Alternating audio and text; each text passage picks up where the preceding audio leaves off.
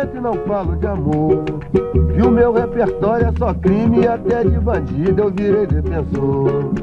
É cobra mandada querendo picar meu calcanhar. Isso é cobra mandada querendo picar meu da Justiça tomarão o poder unidos aos derrotados nas últimas 4 eleições. Eu queria cumprimentar o ex-presidente Luiz Inácio Lula da Silva, cumprimento todas as senadoras, os senadores, as deputadas e os deputados, os presidentes dos partidos, as lideranças dos movimentos sociais, as mulheres e os homens de meu país. Hoje, o Senado Federal tomou uma decisão que entra para a história das grandes injustiças. Os senadores que votaram pelo impeachment escolheram rasgar a Constituição Federal. Decidiram pela interrupção do mandato de uma presidenta que não cometeu crime de responsabilidade. Apropriam-se do poder por meio de um golpe de Estado. É o segundo golpe de Estado que enfrento na vida. O primeiro, o golpe militar, apoiado na turbulência das armas, da repressão e da tortura, me atingiu quando eu era uma jovem militante. O segundo, o golpe parlamentar, desfechado hoje por meio de uma farsa jurídica, me derruba do cargo para o qual fui eleita pelo povo. É uma inequívoca eleição indireta. É uma inequívoca eleição indireta. Não ascendem ao governo pelo voto direto, como eu e Lula fizemos em 2000. Olha, minha gente, nós estamos acompanhando aqui no Cidade Alerta, momento em que o ex-presidente Luiz Inácio Lula da Silva se prepara para entrar no carro novamente. A Polícia Federal deu um prazo para que ele deixe a sede do Sindicato dos Metalúrgicos no ABC Paulista e esse prazo já está se encerrando. Então tem mais alguns minutos o ex-presidente Lula para sair tranquilamente da sede do sindicato, para se dirigir ao aeroporto que estão na frente do sindicato e vai se dirigindo para o carro. Adriana Araújo acompanhando essa cobertura do plantão do jornalismo da Record. É isso, Gotino. Foi preciso negociar com os manifestantes que estavam ali. A Polícia Federal deu um prazo de meia hora para que as lideranças do Partido dos Trabalhadores acalmassem os ânimos e convencessem essas pessoas a deixar que o presidente Lula, o ex-presidente Lula, fosse retirado do prédio. Algumas pessoas ainda bastante exaltadas, como a gente vê, mas houve toda uma negociação para tentar retirar o ex-presidente Lula. Haverá contra eles a mais determinada oposição que um governo golpista pode sofrer.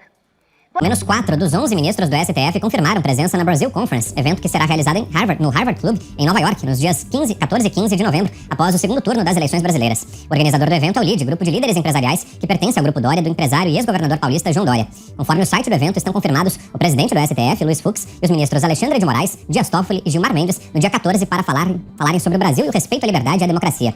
Um cartaz que também trazia a ministra Carmen Lúcia circulou nas redes sociais, mas ela ainda não confirmou presença. No dia seguinte, o dia 15, para falar sobre a economia do Brasil com o novo governo, os participantes serão os ex-ministros dos governos petistas de Luiz Inácio Lula da Silva e de Dilma Rousseff, Henrique Meirelles e Joaquim Levy. O economista Pércio Arida, que foi presidente do Banco Central no governo de Fernando Henrique Cardoso e que recentemente foi convidado para elaborar o plano econômico da chapa de Lula e Geraldo Alckmin, além do empresário Rubens Ometo. A moderação dos painéis será do colunista da Globo News, Merval Pereira. O tema repercutiu na Câmara dos Deputados. Na tribuna, a deputada federal Bia Kicis criticou a iniciativa. Portanto, logo após as eleições de outubro, nós temos aqui uma conferência em que se anuncia, aspas, a economia do Brasil com o novo governo, fecha aspas. Participam dessa conferência o ministro Luiz Fux, o ministro Alexandre de Moraes, a ministra Carmen Lúcia, o ministro Dias Toffoli, o ministro Gilmar Mendes, além do Rodrigo Garcia. E eu pensei, o que será que eles sabem, os ministros do Supremo, o recém-eleito ministro do TSE, que nós não sabemos? Então eu liguei para conferir, não é? No telefone que está disponível na publicação, e lá me atendeu o Grupo Dória. Eu perguntei se o site que está aqui, Economia do Brasil com o novo governo, ou seja, estão aqui garantindo que o presidente Bolsonaro não será reeleito. Ministros do Supremo Tribunal Federal, deputados, jornalistas e professores participaram da Brazil Conference, um evento realizado por brasileiros na Universidade de Harvard para debater o cenário político e social do país e voltaram a criticar o presidente Jair Bolsonaro. Logo no início, a deputada federal Tabata Amaral defendeu a perseguição às redes sociais e perguntou ao ministro Luiz Roberto Barroso e a outros presentes como eles derrotariam Bolsonaro esse ano, dizendo que tanto ela quanto a jornalista da Globo, Natuza Neri, temem o futuro. As eleições duram 45 dias. E aí eu queria muito ouvir o ministro sobre isso. Como é que a gente vai fazer isso nesse ano? Compreensão crítica de que há coisas ruins acontecendo, mas é preciso não supervalorizar o inimigo. Nós somos muito poderosos, nós somos a democracia, nós é que somos os poderes do bem. É preciso enfrentá-los, mas sem a sensação de que nós perdemos.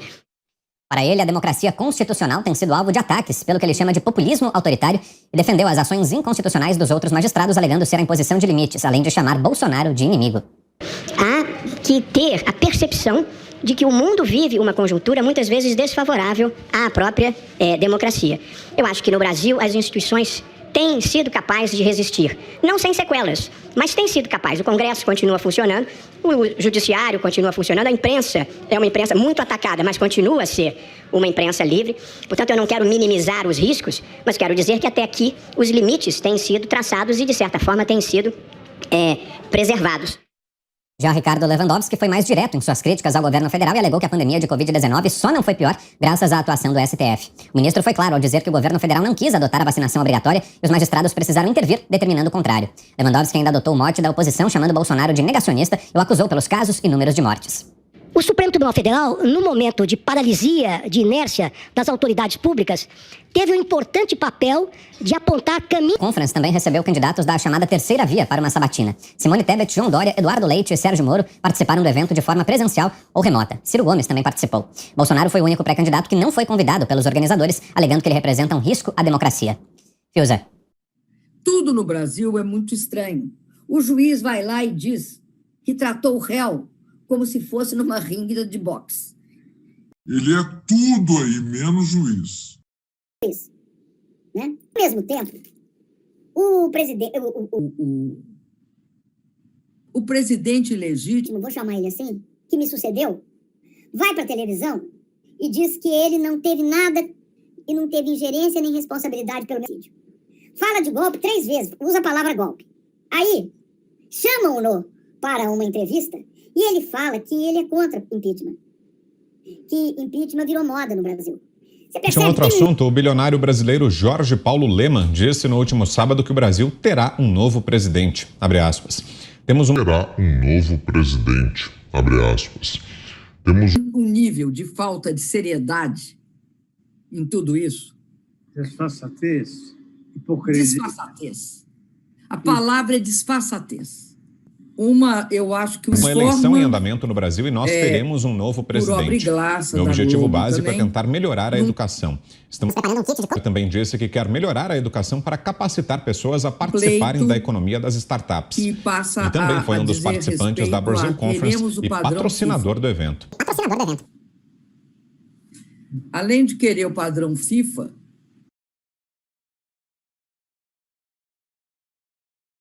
do Dallagnol. Ali, fizemos uma avaliação que não estava excluída, assim, de uma certa forma, da pauta, a possibilidade de um golpe. E isso vai não crescendo. Mas ali, a campanha eleitoral começa a se ver que não é bem assim. É um processo extremamente forte nessa direção. O que nós percebemos é que começa a querer, por parte de um segmento do PSDB, uma espécie de ganho... Sinais que não são, às vezes, perceptíveis na sua consciência mais explícita, mas de uma certa forma você guarda. Foi nas manifestações de 2013. O segundo, o golpe parlamentar, desfechado hoje por meio de uma farsa jurídica, me derruba do cargo para o qual fui eleita pelo povo. É uma inequívoca eleição indireta. Não ascendem ao governo pelo voto direto, como eu e Lula fizemos em 2002, 2006, 2010 e 2014. Nós interrompemos agora a reportagem. O ex-presidente Lula está saindo agora, recebeu a soltura depois da decisão do STF. Ele deixa agora a cela da carceragem da Polícia Federal em Curitiba. Vamos direto com Marques. Alexandre de Moraes é advogado, consultor jurídico, doutor em Direito do Estado e livre docente em Direito Constitucional na USP, a Universidade de São Paulo. Foi promotor de Justiça em São Paulo, membro do Conselho Nacional de Justiça, secretário municipal de Serviços de São Paulo, foi também advogado do ex-deputado Eduardo Cunha em um processo de uso falso de documentos. O Supremo Tribunal Federal arquivou o caso em 2014 por falta de provas. Entre 2015 e 2016, ocupou o cargo de secretário de Segurança Pública de São Paulo. Assumiu o cargo de ministro da Justiça em maio do ano passado. Alexandre de Moraes é filiado ao PSDB. Escreveu diversos livros jurídicos. Caso o nome de Moraes seja confirmado, ele será o ministro mais jovem da corte. Moraes tem 48 anos. Orçamento do senador Marcelo Castro. Na proposta orçamentária para 2023, o objetivo desse primeiro encontro da equipe de transição de Lula é buscar recursos para viabilizar as promessas que foram feitas durante a campanha. Nesse caso, Basília, Lula e sua equipe têm um desafio grande pela frente para conseguir viabilizar tudo isso. O orçamento pode ser pedra no sapato nesse início de governo? Já seria, foi nas manifestações mesmo sem todas de 2013, essas propostas e promessas colocadas aí quando, pelos candidatos na corrida uma eleitoral, já temos um orçamento apertado, deficitário para 2023. Então, trabalhando no básico, já estava difícil pagar. Imagina agora com esses gastos extras, porque precisa cumprir suas promessas de campanha.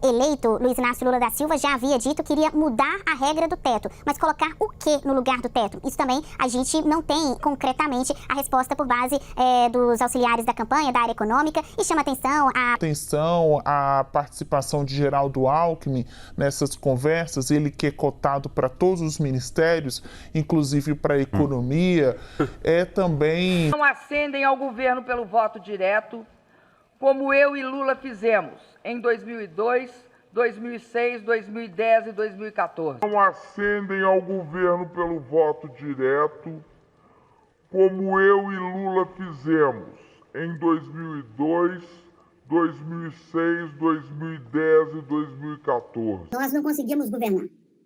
A pauta bomba, ele criava as condições, depois recuava. Esse processo que às vezes o Bolsonaro usa, que é das aproximações sucessivas, era bem típico do Eduardo Cunha. Ali você começa a perceber que está armado. Participação de Geraldo Alckmin nessas conversas, ele que é cotado para todos os ministérios, inclusive para a economia, também dever dele apontar o superministro vice-presidente da República, né? Também dever dele... A culpa da privatização é de um oportunismo sem tamanho e muito de má fé, né? Porque tem duas observações que eu queria fazer. Uma, que a gestão da Vale melhorou, obviamente, depois da privatização, basta ver os números e o desempenho da companhia. A discussão é em relação à situação atual, né? A posição dos governadores é a mesma, o impeachment está previsto na Constituição brasileira. A Constituição não é golpista. Aliás, o PT pediu impeachment do presidente Collor, do Itamar Franco, do Fernando Henrique, só não pediu do Lula porque é do PT. Então, é o rei do impeachment, né? Não tem nenhuma justificativa para vir com essa história de golpe. Dito isso sobre questão constitucional, queria colocar a questão social. Há hoje uma deterioração do quadro econômico, colocando em risco o emprego das pessoas e, portanto, a necessidade de se definir essa questão. Então, a nossa posição é a posição de que se deve acelerar o processo, a Câmara Federal decidindo sobre o processo de afastamento e depois o Senado Federal decidindo quanto ao mérito. Essa é a posição clara do PSDB.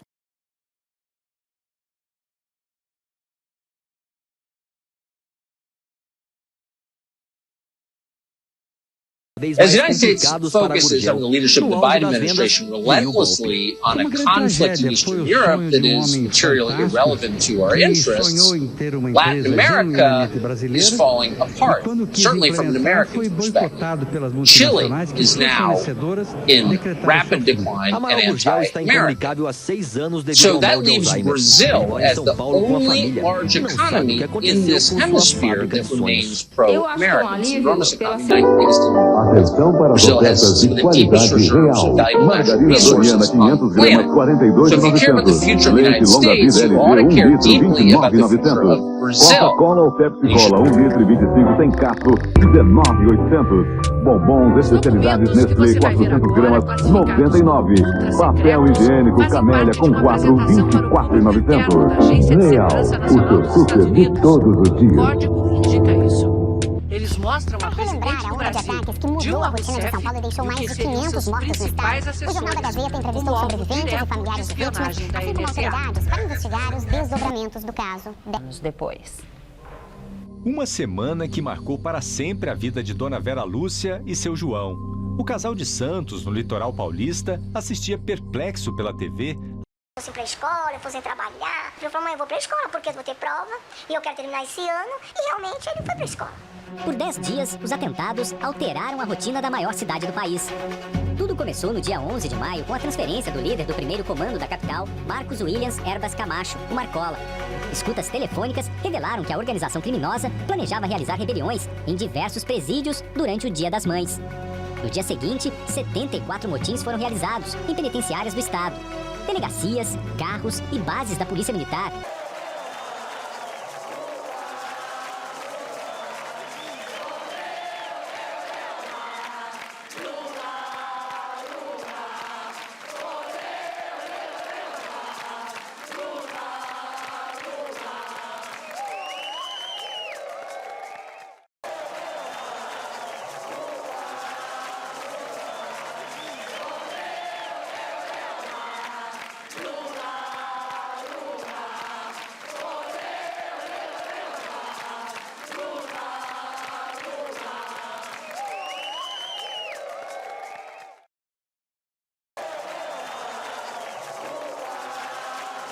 Tem um processo que culmina, já vem lá desde o segundo governo Lula, que é a ida do centro para a direita. O centro hegemonizado principalmente pelo PMDB. Point. We must, with one overwhelming, unified voice, speak as a country and say there's no place for voter intimidation or political violence in America, whether it's directed at Democrats or Republicans. No place, period. No place ever.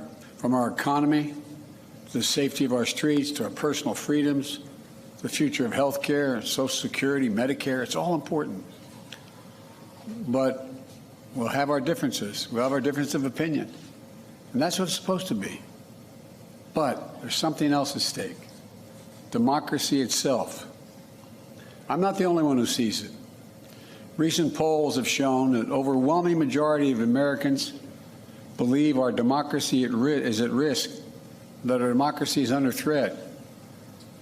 They too see. Compreensão crítica de que há coisas ruins acontecendo, mas é preciso não supervalorizar o inimigo. Nós somos muito poderosos, nós somos a democracia, nós é que somos os poderes do bem.